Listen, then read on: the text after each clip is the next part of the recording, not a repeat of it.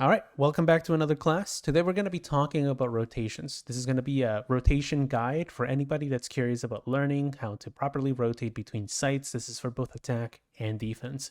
We're going to be giving you some tips at the end on things you should be doing on both sides, and then what you can do in order to maintain a good, accurate idea of where to rotate, when to rotate, and when to keep your team anchoring. Okay, with that out of the way, let's talk a little bit more about what we're going to discuss. We're going to cover three topics. First, I'm going to just explain to you what a rotation is, what rotations are about, and then I'm going to be covering agents. Agents are a huge portion of rotations. That's not every agent needs to rotate. I discussed it just now. Anchors are a thing, and sometimes an agent might fill a particular class that might be really good for rotations, but they might not exactly be the case, just in terms of their utility. And like I mentioned, I'm going to be giving some tips. Let's talk at the beginning. Let's start with the beginning. So, what are rotations? Rotations are a strategic move. It is a shift of positions for moving from one particular lane to another. This can be used to keep key positions in the map under control, and this is just in general, just to keep map control of what you're playing with. Defenders tend to use this as a response of an attack. Normally, when things start getting more vulnerable into a site, maybe there's a lot of utility being thrown down. This is an example of, a good attack that's happening on a site, and it starts to feel vulnerable. Defenders are going to rotate over. Attackers instead use rotations as a form of an adaptation. They tend to use these rotations to move away from a site or to maybe kind of bait the enemy. There's a lot more to the rotations that attackers tend to use, as opposed to just being a response to the opponent. Now, you could just say that one of the rotations is a response to a good defense, and we're going to get to that. So a good example of this, for example, would be right here. Let's say we have a brimstone. He just throws his smoke down and then he throws a molly. This provides enough stall for then somebody else to come in and help out in the push before it completes, right? And then you could say that these guys over here adapt and see that this is not going to be good. They've waited for too long. A person is probably going to come over and help them out over here on A so they can leave. So these are two examples of rotations that could happen in a match. Now that we know what rotations are, let's talk about agents.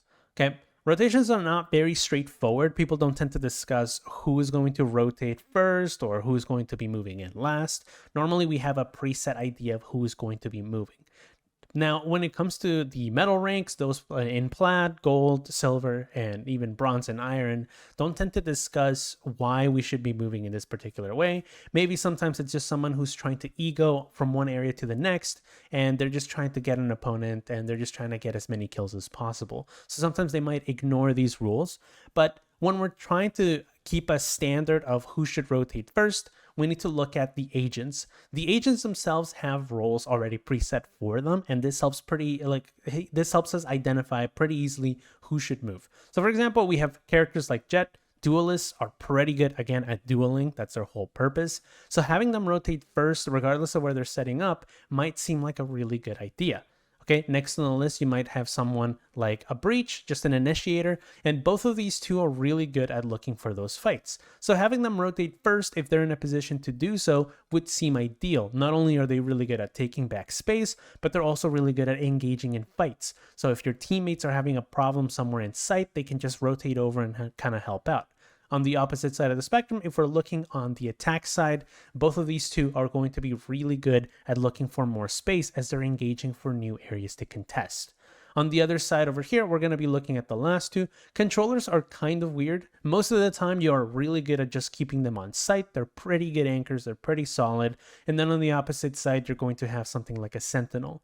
Now, you're going to be looking at it in terms of, duelists are going to be moving first, then the initiators, then the controllers, and then the sentinels. Meaning that if you're always looking for rotations, you're not going to be rotating pretty quickly as a sentinel. Okay.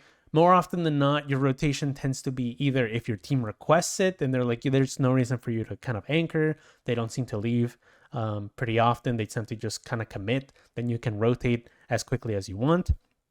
or if you notice that the spike is down, right? Like very much more often than not, you're going to be staying in sight as a sentinel. Whereas as a controller, you might move occasionally if you need to stay in range. So Brimstone, Clove, both of these are two good examples of characters and agents that need to be on the move a little bit quicker than others when they need to put those smokes down. Okay. So that's generally the rule of thumb when you want to look at who rotates first, who rotates last. So if you see these two characters, they're bound to rotate first. Okay, but there's some exceptions to that rule. So let's say, for example, there are some things like maps like Icebox, maps like Haven, where things might not seem so straightforward just generally because of the way that setups are done. Okay, in a map like Icebox, this is a pretty common example of how players tend to, play, right? So a good example of this would be, we would have KJ as a sentinel here, trying to lock down this mid lane, not only allowing for the enemies to sort of cross over, but they would also not let them sort of sneak into mid. This is a really good example of someone that's really holding down those lurks. But then we have something over here like Jett that might hold an op potentially over on A. Now, if we're looking at this example over here, and let's say they're attacking A, our rules would dictate that Reyna should move first. Reyna should be the first to move in towards A.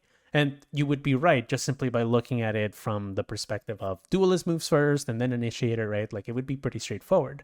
However, that's not always the case.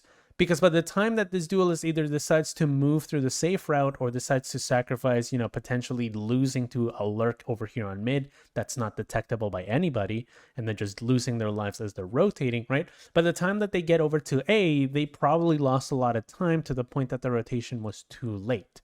Whereas something like KJ over here can just very easily shift over a couple steps and is now there on A. There are some examples, and the first one is map related. Sometimes, as long as they're within range and they're still useful, they can still rotate first. Another example is over here, looking at it from the perspective of Haven.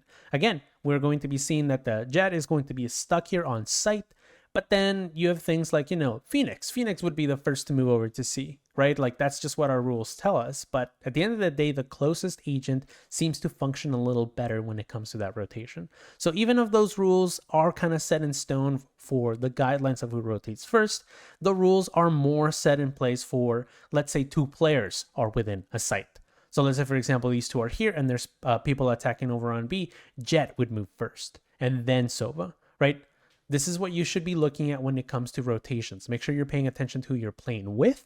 And if you see something like, for example, two anchors playing together, for example, a sentinel and a controller, you might start to wonder who's going to be rotating over to the other side. So this is where you start looking at your setup and start thinking these two need to kind of stay in place. So we should have them on opposite sides.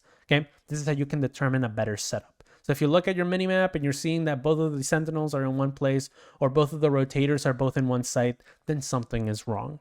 Okay. The second thing that we need to look at is agents. Okay. So another exception is the example of just characters like Omen and Sova, as these agents are pretty much characters that, as we see in the example here, would be the second and third players to move. However, what happens when we're looking at it in the example of this site right here, right? Sova is a really good character for anchoring. They have really good information and they are really useful at just maintaining space. So they could be used as an anchor in this example, right? Whereas we have characters like Breach or maybe even Sky that might be better off looking for those fights alongside our duelists. So in this example right here, we would have something like Jett leaving, right? Your second character to move wouldn't be Sova, but rather, for example, anybody over here that's a lot closer to move, right? And you can still leave this Sova to anchor. So this is how you can use these rules to kind of identify those characters. Another character you can look at is Omen. We talked about just Omen for just a second. Omen can roam around. He has those, that mobility with his smokes. He can still be useful despite moving to other locations. He doesn't have to anchor.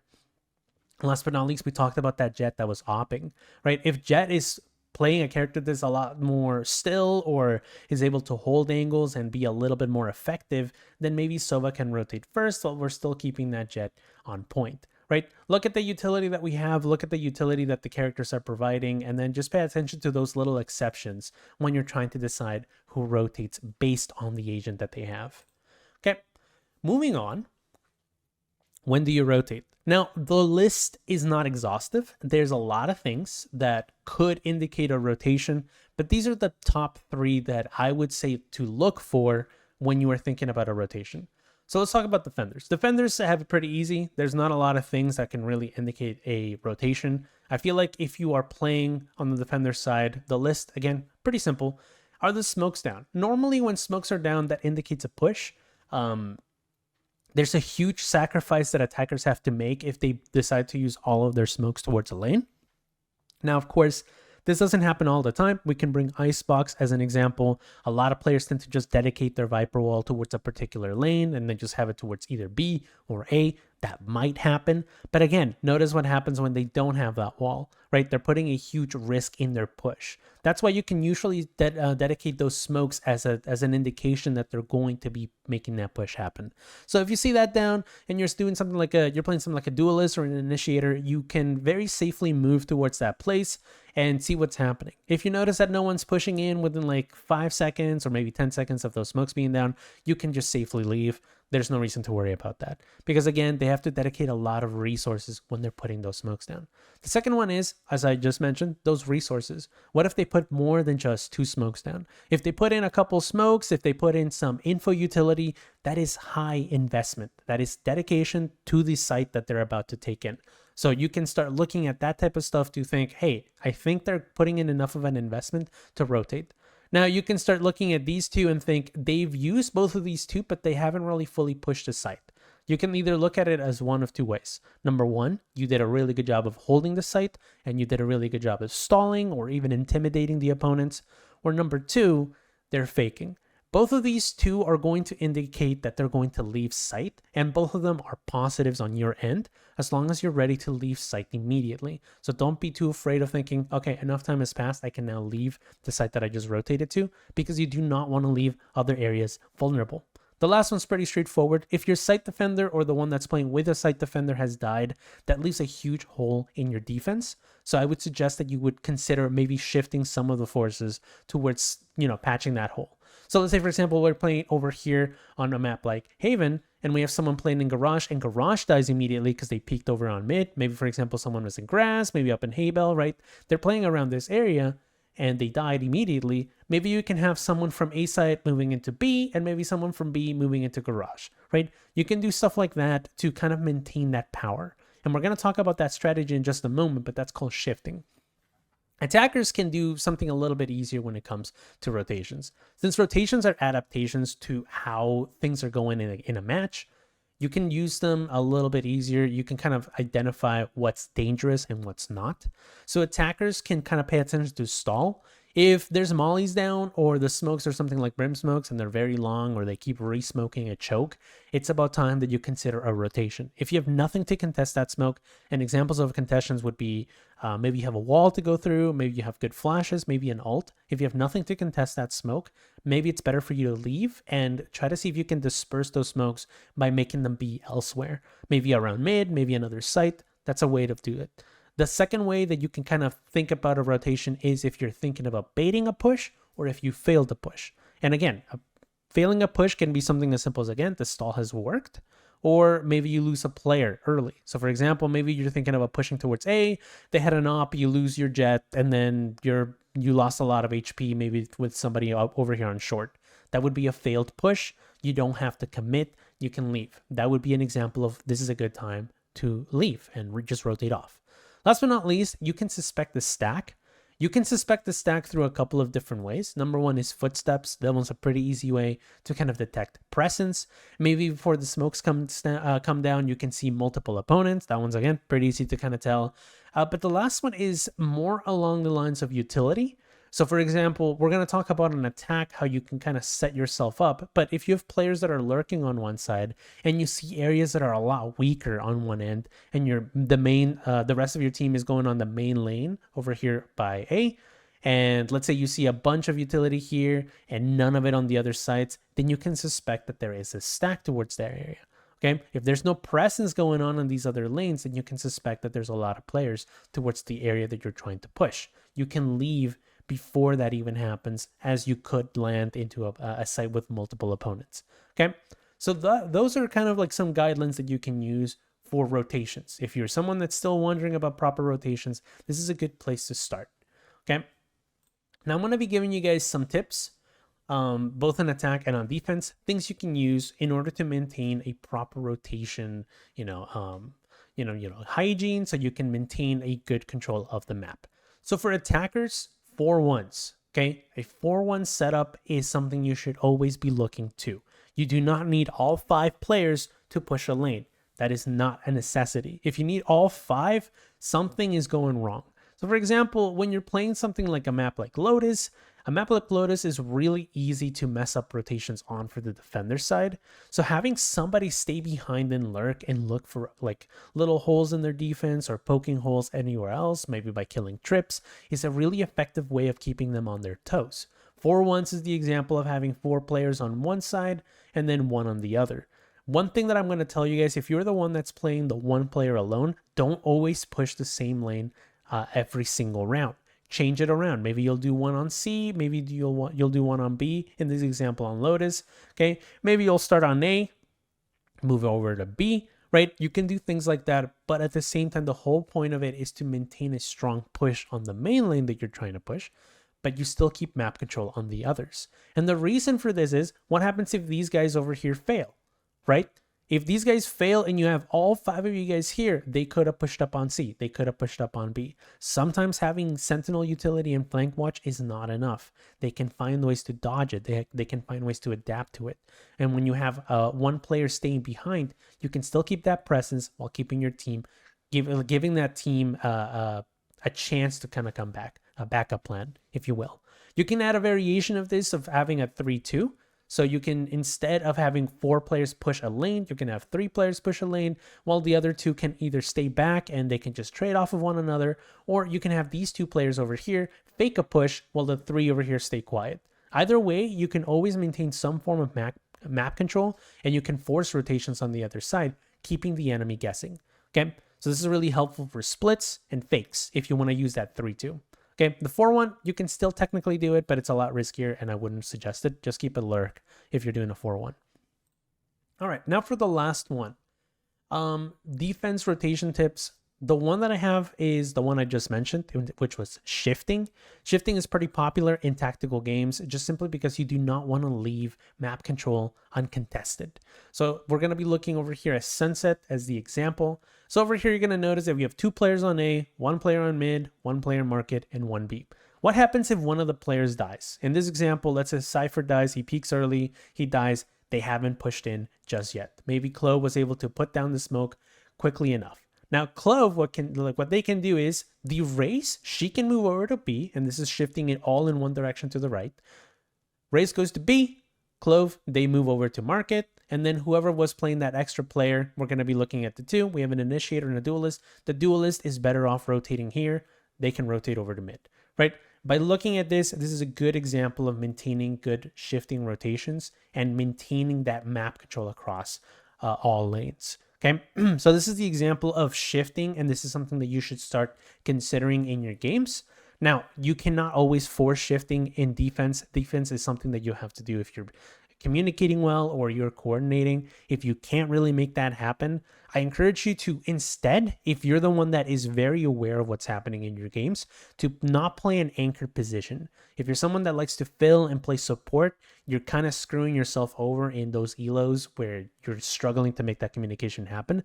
Because in order for you to maintain that impact and to control those games that you've been struggling in, you have to make sure that you're always moving. Don't anchor. Don't get stuck in that position, because this way you're not going to be providing that impact that your team needs. So in this position over here, if you were, for example, Clove, you know very quickly that you should be able to rotate over to Market.